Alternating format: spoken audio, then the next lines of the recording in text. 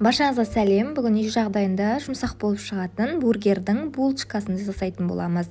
Ол үшін ең алдымен ыдысымызға жылы сүтімізді құйып аламыз, және де үстіне жылы суымызды құямыз. Оның үстіне тұзымызды қосамыз, және де құрғақ ашытқымызды, қантымызды салып, жақсылап араластыратын боламыз. Ертілген сары майымызды қосамыз үстіне, және де кішкене араластырып жібереміз. Ұнымызды алдын ала електен өткізіп дайындап аламыз. Екі бөлікке бөліп қосамыз. Бірінші лопатканың көмегімен араластырып аламыз, және де тағы да үстіне қосып қолымызбен жұмсақ қамыр илейтін боламыз.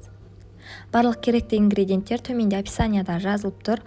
Артығын қосқан жоқпын. Қамырымыз өте жұмсақ болып шығады, қолға жабыспайды, және де көтерілу үшін 1,5-2 сағатқа жылы жерге бетін салафанмен жауып қойып қоямыз.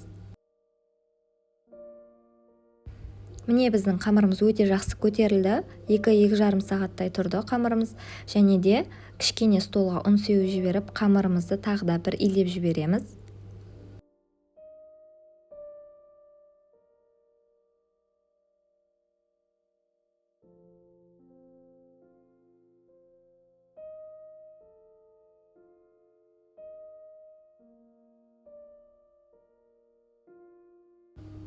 Енді қамырымызды бөліктерге бөлеміз, кішкене бөліктерге.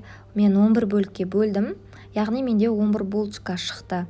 Және де видеода көрсетілгендей қамырымызды домалақ етіп формасына келтіріп аламыз булочканың.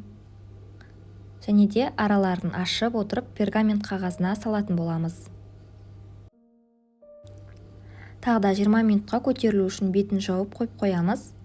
20 минут өтті, біздің булочкаларымыз көтерілді, және де бір жұмыртқаны алып, жақсылап араластырып, барлық булочкаларымыздың бетіне жағып шығамыз.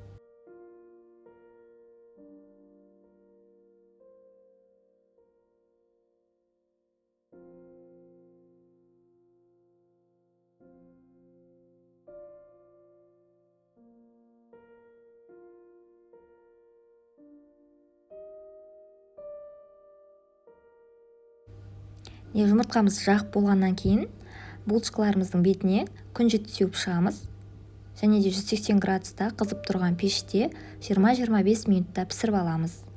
Булочкаларымыз дайын, пісіп шықты, өте жұмсақ болып шығады. Міндетті түрде дайындап көріңіздер. Және де келесі видео рецепт бізде бургер. Яғни видео рецепттерді жоғалтып алмас үшін каналға тіркелуді ұмытпаңыздар. Сіздермен болған Оразгүл.